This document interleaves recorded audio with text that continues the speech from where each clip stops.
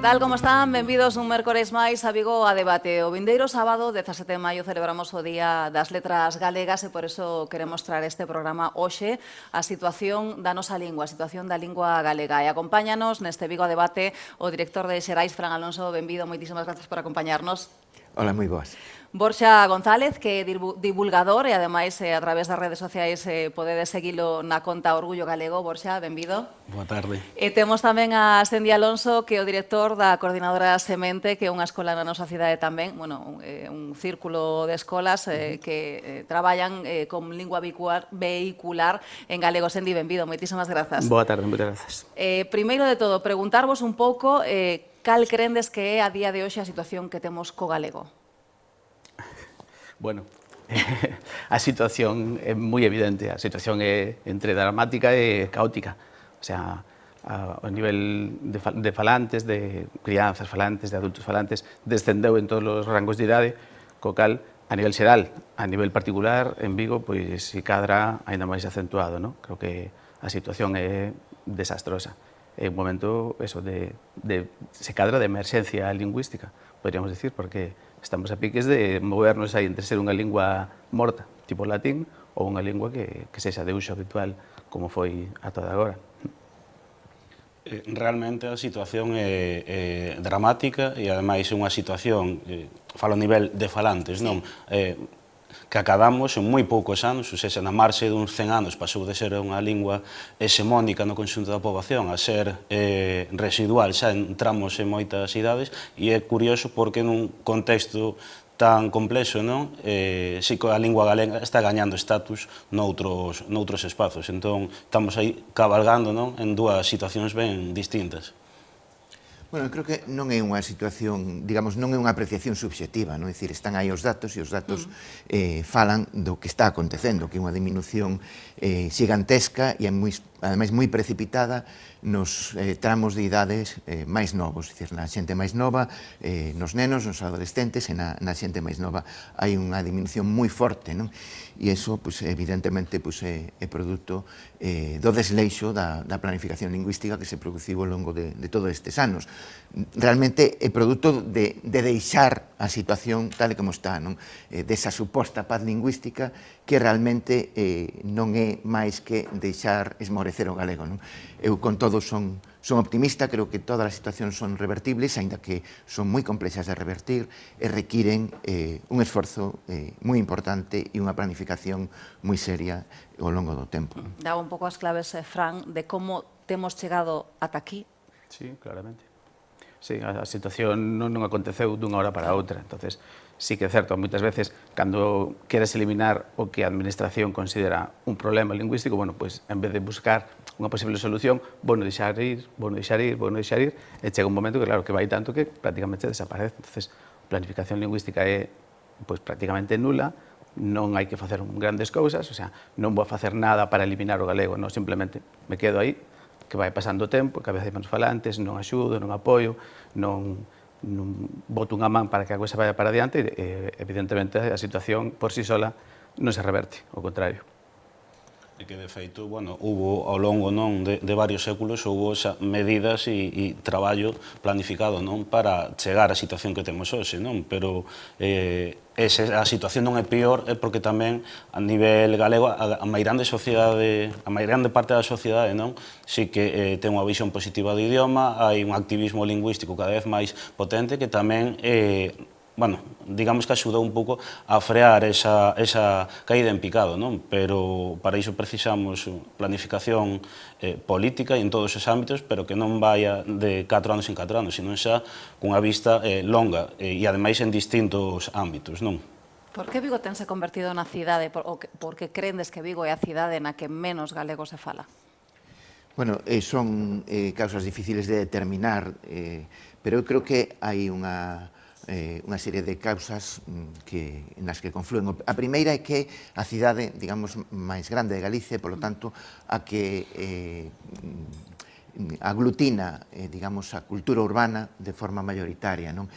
E o certo é que o galego diminuiu a partir das cidades e esa diminución foi irradiando cara ás vilas e ás aldeas. É dicir, se fose ao revés, Galicia estaría nestes momentos galeguizada. Non? É un fenómeno que responde a como funciona hoxe, as dinámicas da cultura hoxe globalmente, non? En todo o mundo. É dicir, a cultura flúe das cidades ao rural, non? Non é ao revés.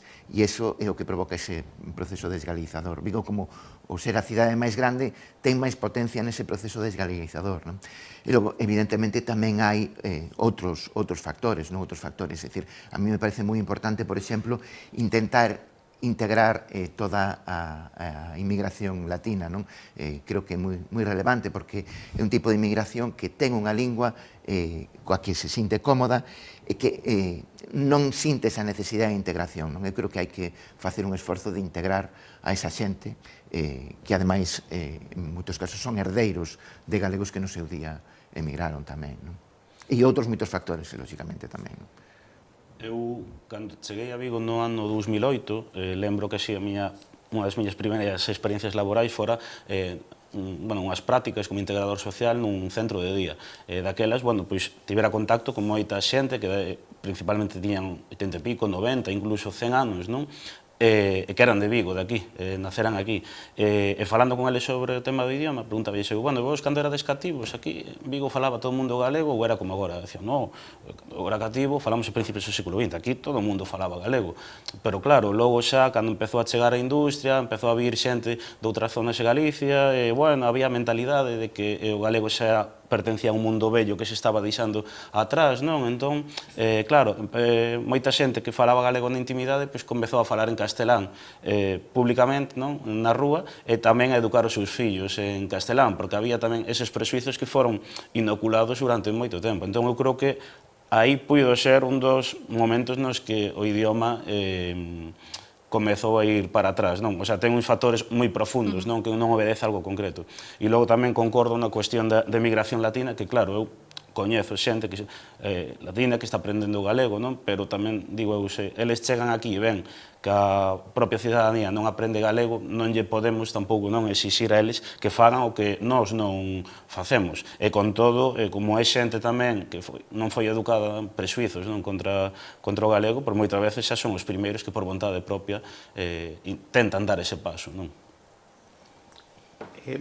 Referente á poboación inmigrante, eu teño un caso, por exemplo, temos uns veciños que son austríacos, están traballando aquí, claro, nos falamos en galego entre nós, e cando nos encontramos con eles, pois falamos evidentemente en galego. As primeiras veces estaban sorprendidas porque, claro, te miraban con a cara, non sei exactamente o que me está explicando, entón chegou a preguntarme, mira, non estás falando en castelán? Eu non, estou falando en galego, que é o idioma daqui e tal. E dice, moi ben, porque sí que tínhamos escoitado que existía ese idioma, pero non tínhamos escoitado a ninguén, pois sí, tal e cual.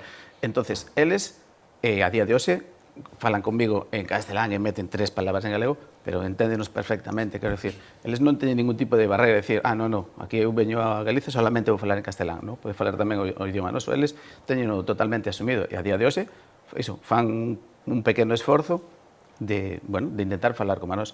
Si a xente, isto é un caso moi concreto, non? Pero si a maior parte da poboación que ven de fora tuvese axudas por parte da administración, de jolín, vos axudamos no que podamos, entre outras cousas, a que teñades unha lingua coas que vos podades comunicar e que en determinados postos de traballo tamén vos pode ser útil. Pois esa xente, indudablemente, acabaría tamén tentando botar unha man co galego. Non existe esa realidade, entonces, pois a cuestión está como está. Todavía existe ese estigma co galego? Sí, moito. Moito. Eu creo que eso un poquinho é o que decía Borja. Iso está inoculado aí desde hai moitísimo tempo e claro, está tan metido nos xens, digamos, que é moi difícil de estirpar. Sí que existe moita xente. Eu traballo na zona de Coia, pasei un día falando con un matrimonio, unhas persoas moi maiores e tal, entón que viñeron no seu día a traballar para Citroën. Son da zona do Condado das Neves, por aí. Entonces, sempre falan en castelán. A mí me extrañaba porque eran unhas persoas tan maiores que... Entonces, eu falando con eles en galego, evidentemente, contestaron en galego, non sei que, e se deron conta e dixeron, é que estamos en Vigo, claro. E digo, pero que pasou? Non podedes falar galego porque estás en Vigo. Nós normalmente falámoslo cando vamos ás neves. Ali sí, pero cando vimos aquí, non. Eles mudan totalmente, saben que hai uns determinados ámbitos onde sí se pode expresar, vivir totalmente en galego, pero hai outros onde está, de algún xeito prohibido, moi restringido. Entonces, sí que existe. Eso existe, eu creo que está totalmente vixente. Sí, pero tamén a adaptación. Eu recordo, na miña casa non se falaba galego, pero se cando íamos a casa dos meus avós, que vivían nun pobo cerquiña de Verín, aí sí que falábamos todos galego, porque les falaban galego, entón cambiabas o chip e sí que falabas galego. Pero sí que é certo que a día de hoxe é triste que todavía logo falaremos tamén das redes sociais, pero cando estaba buscando información do que acontecía co galego nas redes, apareceume unha noticia dunha persoa que dicía que ela falaba castelán porque o galego era do monte. O sea, esa expresión que todavía a día de hoxe poida existir é terrible. Eso quere decir que os tópicos siguen moi vivos. Sí, claro. E creo que é un dos grandes problemas que ten o galego hoxe tamén, non? Porque probablemente hai 30 ou 40 anos pensábamos que os tópicos eran fáciles de vencer pois, a partir de políticas activas. Os tópicos son moi difíciles de vencer, non? E a lingua necesita prestixio. É dicir, a lingua necesita prestixio, necesita ser un referente, non? E cando non o é, os tópicos siguen ben vivos e siguen sendo retroalimentados pola poboación, non? E eu creo que nestes momentos é moi importante que haxa unha sociedade activa que, digamos, vaya un pouco superando esa especie de apatía lingüística na que moitas veces vivimos para ter unha posición activa de demanda, de reivindicación e de orgullo frente á lingua, non? Eu creo que iso é moi importante, non? Porque tamén o poder político actúa en función das demandas da sociedade civil, non? Se a sociedade civil non demanda un uso máis activo da lingua e un prestixio da lingua, pois realmente non a clase política non dá ese paso, non? Eu creo que iso é moi importante, non? Eu confío moito en que a sociedade civil sexa capaz de reverter a situación moito máis en que se faga desde a política, non? Claro, bueno, será por a presión que poida facer tamén a sociedade. E eu con todo penso, aínda que hai prexuizos moi vivos, eu na zona onde vivo, entre Coia, Avenida Florida, moito rapaz estudante, non, que outras veces están falando en galego entre eles e logo pois chega alguén que é castelán falante, que é de Vigo, de outro sitio, xa mudan todos, non? Aínda que eses prexuizos existen, con todo, a miña percepción é que creo que van pouco a pouco a menos, non? E van parexos tamén con que o idioma pouco a pouco vai gañando en prestixio, aínda que precisamos moito máis. E eses prexuizos creo que cada vez tamén son menores nas persoas castelanfalantes, que son galegas e son castelanfalantes. E creo que iso é importante, porque os castelanfalantes de hoxe poden ser os galegofalantes do futuro ou os seus propios fillos, non? Entón, hai xente que tamén temos que sumar, temos que contar con ela e facela parte, non? Porque creo que aí é onde podemos comezar o cambio. E un exemplo moi claro é que calquera actividade que exista en Vigo alrededor da lingua galega, con certas tanxugueiras, bueno, moitísimas cousas, énchese de xente da cidade. Entón, eu creo que non existe xa tanto rexeitamento cara ao idioma e iso é xa o primeiro paso, non, para camiñar cara a unha mudanza real no futuro, pero con todo, bueno, precisamos, sempre digo que labor das tanxugueiras e moitos outros espazos foi moi importante para o prestixio do idioma, pero precisaríamos, creo eu, cada mes casi unha ferramenta como as tanxugueiras que prestixe moito máis o idioma, non? Ao final é un orgullo do noso, non? Quero dicir, elas chegaron ata casi Eurovisión, que houbera sido, creo que o salto definitivo para posicionar tamén o noso galego, a nosa lingua. Sentir que temos unha lingua na que podemos expresarnos e hai que querela máis e coidala máis. Como pasa, entendo que noutras comunidades autónomas, porque sí que entendo que en Cataluña non están ante este problema, no País Vasco tampouco, e ao final é desaproveitar o que nos deu o país. Bueno, nestes momentos en Cataluña están tendo problemas, están tendo problemas de retroceso, a pesar de que, digamos que a situación sociolingüística do catalán é moi distinta do galego, é unha lingua falada polas clases medias e altas, entón ten unha situación de prestixio moi distinta, non? E, sin embargo, están tendo problemas precisamente debido a esa complexidade que require a planificación lingüística, e iso que desde Cataluña se levaron a cabo proxectos como a inmersión lingüística que foron tremendamente eficaces e que deron resultados moi positivos, non? En Euskadi, sin embargo, nestes momentos sí que hai se está vivindo unha situación de gran valoración da lingua, de ascenso, é dicir, resulta un pouco contradictorio, pero sí, neste momento está un pouco a baixa en Cataluña e ascendendo en Euskadi, non?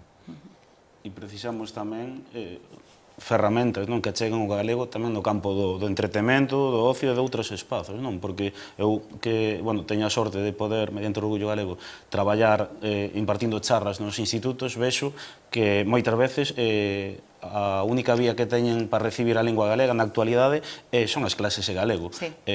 Incluso xa moita xente xa non é nin os avós e aboas, non? Entón, sen embargo, no último ano e medio, noto que en Vigo nos institutos pois citan o celta e todo o papel que ten de prestixio do idioma e polo tanto precisamos ferramentas, non, que acheguen a lingua galega a xente nova por esas vías, porque senón a día de hoxe hai milleiros de rapaces que non teñen contacto coa lingua galega, non? E algo que polo menos na miña xeración non sucedía. Teñamos o xabarín, as series, a música, bueno, moitos ámbitos, non? A familia tamén, pero na actualidade non é así, e polo tanto, se eles ven a lingua como algo alleo, como unha lingua estranxeira, non? Que é o que sucede en moitos casos, non van dar o paso cara ao galego, non? No Xabarín que estivo en Balaídos precisamente no último partido, que moitos dos rapaces, porque agora a afección do Celta é moi xoven, dirían quen é este que temos aquí, e o que efectivamente faltan pois xogos no tema escolar, podese facer produtos audiovisuais fora do que a TVG para chegar tamén aos máis cativos. Sí, eu creo que tamén xoga un papel importante, digamos, os estereotipos. Si determinadas persoas con certa representación social, digamos, xogadores do Celta, non sei, cantantes, quen fora, son persoas galegofalantes, iso, claro, axuda a... Iso é un modelo que, sobre todo, os máis pequenos sempre queren imitar, sempre se queren semellar a algún ídolo, a algún estereotipo que existe. Entonces, se eu vexo que Borja Iglesias o entrevistan e falan galego, digo, que ben, pois mira, non son o único. Entonces, sempre dá pé a facer un poquinho máis, algún cantante, o que fora, non? Alguna persoa que para eles teña relevancia. Claro, si esas persoas sempre se expresan en castelán, pois os demás mirarán, pois sí, evidentemente, que falar en castelán. O sea, ninguén fala galego máis que miña boa ou unha señora que vive ali atrás, pero do resto non. Entonces, sí que creo que é moi importante que determinadas persoas, que dicíamos antes, a sociedade civil en determinados momentos si dá un paso ao frente e dicir, jolín, pois eu expreso-me en galego, se falar galego, sí, o meu idioma, iso incita e motiva os demais a tentar emulalos, non cabe dúda. Nese sentido, agora que falamos do Celta, quería preguntarvos o himno do Celta, esa peza audiovisual maravillosa creada por Z Tangana, que ten significado? Porque ao final ten chegado cruzado fronteiras, porque a temos escoitado en clases en Estados Unidos de spinning, bueno, que non só é o himno dos fin de semanas que se escoitan Balaídos, non. Explotou e chegou a milleiros de persoas. Que pode significar para esa evolución ou para ese coidado da nosa lingua, do galego? Eu creo que, sin dúbida, é un referente moi positivo, non? O fútbol que hoxe é un fenómeno que move moitísima xente, si está galeguizado, e a través do Celta debe estar galeguizado, non? Consigue mover moitos marcos da lingua, non? Porque precisamente se conforma como un exemplo a seguir, non? O mesmo que pasa coa música, é dicir, hoxe a música galega está dando uns pasos de xigante no proceso de galeguización, non? Falabas ti das tanxugueiras, non? É dicir, conxunto coas tanxugueiras hai un montón de grupos que afortunadamente están maiormente desde a música tradicional, pero que hoxe están dando pasos moi importantes para conseguir ampliar un abano de xente galeguizada, non? Xente para que a lingua é unha referencia, non? En ese sentido, o fútbol é un dos puntos claves tamén para a galeguización. Facéndolo ben porque en Balaídos temos visto pois as fillas de Casandra, a Brancupeiro, as rondallas, o entroido, os peliqueiros, un pouco están intentando coidar a nosa cultura e intentando coidar con ela tamén a nosa lingua, as tradicións, as raíces. E que, ademais, o himno, digamos, foi unha peza de algo máis grande, non? Nos vemos como, eu vía un vídeo esta semana na bancada en Baleidos, había centos e centos de rapaces pois, cantando, animando o equipo, non? E eran todo cánticos en galego, ali, todos os cánticos galeguizados. Vemos que este domingo vai haber un concerto dos Rapans, están achegando a cultura, a megafonía en galego, incluso os contratos tamén moitos en galego, entón, eso é achegar o idioma nun campo agradable para a xente, de entretemento, que prestixe tamén, porque ao final o fútbol, para ben ou para mal, influe moito na sociedade, e estamos vendo como grupos de rapaces que se xuntan para tomar algo e ver o seu equipo, están recibindo influencia da lingua galega por moitas vías. Eu creo que iso é algo moi positivo, que está acadando resultados e que vai acadar resultados. Eu noto xa este ano nas clases rapaces din, os cánticos no Celta, a música, o non sei que. Entón, eso eu creo que é un traballo a longo prazo que vai ter resultados, porque ademais eu penso que Vigo, aínda que o nivel de falantes sexa baixo, non é unha cidade que lle dé as costas o galego que sexa, digamos, agresiva contra o idioma. Entón, eu creo que é un paso, pero precisamos moitos pasos, máis moitos campos. E logo, no sistema educativo, o galego vai quedando máis arrinconado, eso tampouco contribúe, non? Entón, eu con todo penso que é un paso positivo, como comentaba el, que na música, non? Pois cada vez hai máis grupos de trap en galego, de hip hop, de rock, no tradicional tamén, vemos Baiuca indo por todo o mundo, tamén o himno do Celta que chegou aos premios Grammy, non? A finalistas, entón vemos que hai un potencial, pero que precisa aínda ser máis engrasado, non? Eu creo que hai unha evolución moi extraña do idioma, do noso idioma, quero decir, porque calquer idioma, pois, os pais falanlle cando nacen as súas crianzas nese idioma, se escolarizan nese idioma, van á universidade, ou estudan, ou traballan, ou que sexa, bueno, pasan por todos os estadios, pola adolescencia e tal, hasta chegar á adultez, e consiguen conservar e saber ese idioma. No noso caso, claro, hai unha paréntese moi grande que desde o momento do nacemento se cadra hasta que esta decía Borxa, pois na idade adolescente, ou preadolescente, que vas a concertiños, a calquera cousa, e escoitas máis galego. Claro, ese pedazo que queda no medio, hai que cubrilo. Eso hai que cubrilo fundamentalmente onde se moven esas crianzas, que é pois, no ensino e nas actividades de lecer. Se no ensino pois, a legislación que temos é totalmente regresiva, pouco podemos facer. Entonces, claro, esas crianzas están escolarizadas en galego, en castelán, siguen castelán, e despois, claro, non é unha evolución natural. Unha evolución natural ten que haber unha transmisión estás falando con 2 anos, con 4, con 5, con 13, con 17, hasta que se xa adulta. Neste caso, parece que en ese espazo non se fala nunca o galego. Entonces, non pode dar moi bo resultado. O bo resultado que dá ten que ser un traballo moi laborioso, porque falta unha parte no medio, non é algo que flúa con normalidade. Como naceu Semente, a coordinadora? Pois naceu Semente un pouco por este motivo. Semente naceu no 2011, bueno, hai varias sementes por toda Galiza, non? Pero a primeira semente, que foi de Compostela, naceu no 2011, que foi o ano despois da aplicación do famoso decreto do bilingüismo.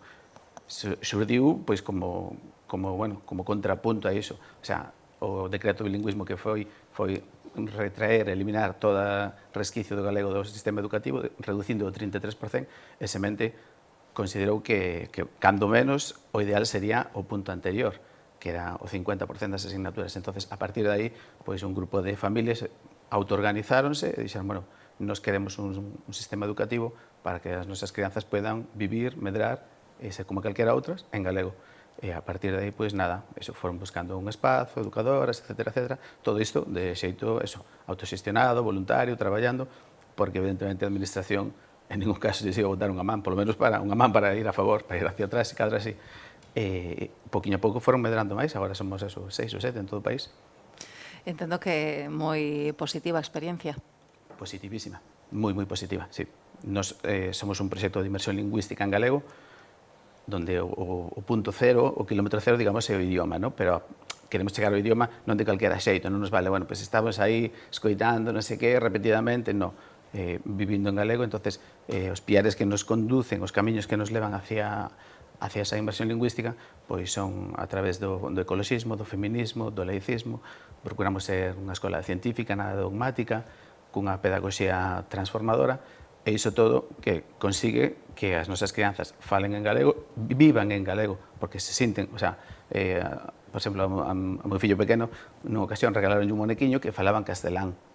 Claro, yo regalou unha tía súa que sempre fala en galego. O tipo estaba desconcertado, porque dice, pero o moneco este como fala en castelán? Si mo regalou tía Maruja, que sempre fala en galego. Xa, pois, os desconcertos deixa perdidos. O normal é que sexa en galego. O sea, nos vivimos en galego, vamos ao cole en galego, facemos todo en galego, como é que o moneco este non sabe falar galego?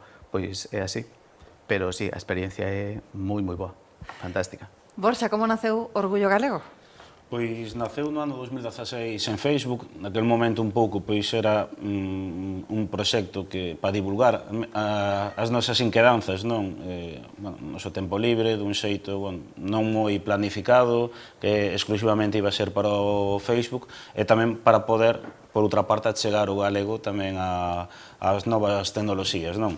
Pero foi un proxecto que vin que pouco a pouco iba indo a máis, o obxectivo que eu tiña para 2, 3 anos vista, conseguímolo nun mes, o proxecto vimos que iba tendo, bueno, moi boa acollida, entón xa decidimos pois transformalo nunha comunidade en lingua galega que divulga pois, bueno, principalmente sobre lingua, cultura, historia, tradicións, actualidade, etcétera.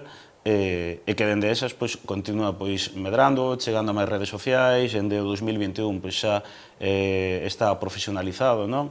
Bueno, nace un pouco por esas inquedanzas que tiñamos, leválas ás novas tecnoloxías, e que pouco a pouco co paso dos anos non foise transformando, porque fomos vendo que realmente había unha demanda enorme de contido en galego nas novas plataformas, e nós, pois, nacimos para, digamos, aportar o noso grande area ata hoxe, que xa vai facer 9 anos no mes de xuño, e que, bueno, que pouco a pouco pois continúa medrando, mellorando, non? Porque naquel momento pois era todo no tempo libre, empezando un pouco de cero, aínda que eu xa tiña experiencia de redes sociais e antes, non? E ata a actualidade que, bueno, é un proxecto consolidado, non? Bichando, trasteando, gustoume moito porque en galego temos moitas palabras propias, non? A publicación na que falas de brother, e que por que brother tanto bro, se aquí temos meu, non? Claro. Sí, e que ademais o tema das redes sociais é algo que, aínda que queiramos vivir de costas a elas, chegaron para quedar. Todo o mundo ten algún tipo de plataforma, se xa WhatsApp, Telegram, hai estudos que din que 8 de cada 10 persoas non teñen redes sociais. Entón, eu creo que teñen unha importancia semellante ao que puido ter no seu momento o nacemento da CRTVG. A día de hoxe, dicimos que sería de nós se non nacera a CRTVG con todo o que nos aportou moitos ámbitos, non? Debuxos, series, música, cultura, etc. Pois, agora mesmo, creo que as redes sociais teñen que tamén ocupar ese espazo de ser un canalizador, non? Tamén de galeguidade para a xente. E é algo que queda e que ainda estamos moi... Bueno, traballando, porque estamos sendo moi verdes. Recordo cando estiven en Madrid, é unha anécdota simplemente, pero Sin-chan, os debuxos tamén os tiñan en Madrid. Eu os miraba e dicía, é que non me gustan. A min gustame Sin-chan en galego. Porque...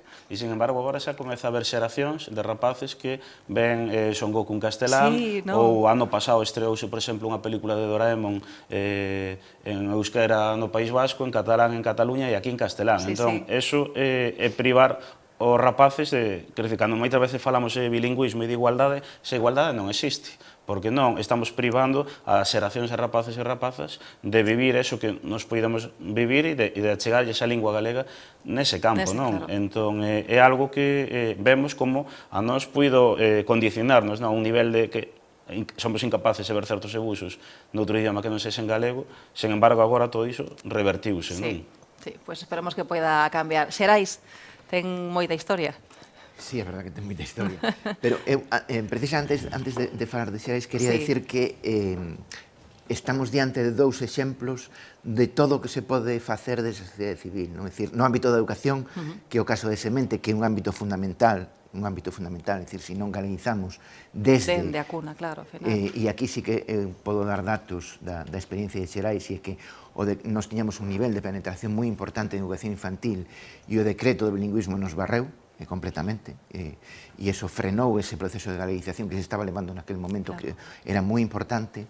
E, por suposto, outro ámbito que é a pata das redes sociais, que é a forma de comunicación que prevalece hoxe entre a xente máis nova, e é a forma canónica, gustenos ou non, e un ámbito no que hai que incidir de forma moi clara. Nos acabamos de facer un encontro con bookstagrammers por un libro que acabamos de lanzar, o de Pedro Feijóo. Fixemos un encontro precisamente un pouco para poñer en valor a importancia que teñen as redes sociais hoxe e que cubre ese abano que tanta falta nos fai galeguizar, porque, por exemplo, o debate sobre os libros, e ahora sí, falando de xerais, o debate sobre os libros, nos enfrontámonos a un problema moi serio, e é que o libro ten que ser unha ferramenta de debate social, ten que ser unha conversa, é dicir, o libro ten que converterse nunha conversa para que realmente estea vivo e para que se fale de literatura en lingua galega. Cal é o noso problema? Que nas redes sociais se fala de libros en castelán, pero non se fala de libros en galego. Iso que tratamos de impulsar desde Xerais cando facemos eses esforzos de intentar galeguizar a xente que está facendo, atraela para o galego, pero realmente é un ámbito moi difícil porque as plataformas móvense de forma esmagadora en castelán e resulta complexo galeguizar. Non hai espazos claros de galeguización, por eso ese tipo de iniciativas como de Orgullo Galego teñen tanto valor. Outra anécdota, Pedro Feijóo le dice a Costas, Domingo Villar, son autores que eu non entendo fora do galego, quero dicir, sí que evidentemente tamén están traducidos ao castelán e demais, pero eu non podo ler Un fogo azul de Pedro Feijóo ou Las bestias, non porque quero ler As bestas e quero ler Un lume azul e quero ler O último barco, pero bueno, entendo que hai que traballar moito niso. Imos a facer un pequeno alto no camino e de seguida continuamos. Ata agora.